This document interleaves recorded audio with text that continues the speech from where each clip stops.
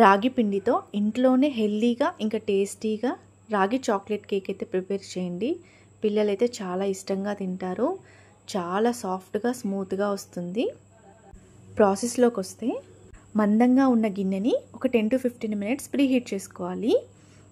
Cake batter కోసం 1 cup వరకు పెరుగు వేసుకొని అందులోనే 1 స్పూన్ బేకింగ్ సోడా వేసుకొని స్మూత్ టెక్స్చర్ వచ్చే వరకు విస్క్ చేసుకోవాలి. ఇప్పుడు అందులోనే 1/2 కప్ వరకు ఆయిల్ ఇంకా 1/4 కప్ వరకు బెల్లం వేసుకొని బెల్లం మొత్తం కరిగే వరకు విస్క్ చేసుకోవాలి.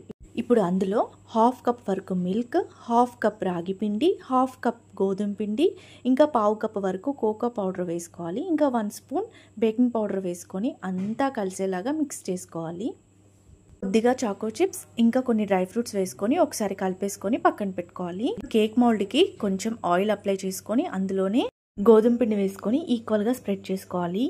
ఇప్పుడు అందులో కేక్ బ్యాటర్ మొత్తం వేసేసుకొని 2 to 3 టైమ్స్ ట్యాప్ చేసేసుకొని ప్రీహీట్ చేసుకున్న ప్యాన్లో పెట్టుకొని మీడియం టు లో ఫ్లేమ్లో 40 to 45 మినిట్స్ వరకు బేక్ చేసుకోవాలి.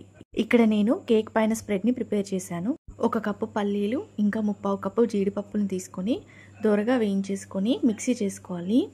దాంట్లోనే ఒక 4 స్పూన్ల వరకు బెల్లం, 2 స్పూన్ల వరకు కోకో పౌడర్ కూడా వేసుకొని ఒకసారి గ్రైండ్ చేసేసి అందులోనే కొద్దిగా బటర్ వేస్తూ స్మూత్ టెక్స్చర్ వచ్చే వరకు గ్రైండ్ చేసుకోవాలి. 45 మినిట్స్ తర్వాత కేక్ అయితే రెడీ అయింది. టూత్పిక్ లేదా నైఫ్తో పెట్టి చూస్తే క్లీన్గా వస్తే కేక్ రెడీ అయినట్లే. చల్లారినాక డీమాల్డ్ చేసేసుకొని మనం ప్రిపేర్ చేసిన స్ప్రెడ్ని అప్లై చేసుకొని చాకో చిప్స్ ఇంకా నట్స్తో గార్నిష్ చేసుకుంటే ఎంతో హెల్దీ ఇంకా టేస్టీ రాగి చాక్లెట్ కేక్ అయితే రెడీ అవుతుంది. ఇంట్లోనే ఇంత సింపుల్ ప్రాసెస్లో టేస్టీగా చేసుకోండి. పిల్లలు చాలా ఇష్టంగా తింటారు. చాలా మాయిస్ట్గా స్మూత్గా ఉంటుంది. ట్రై చేయండి. Thank you for watching.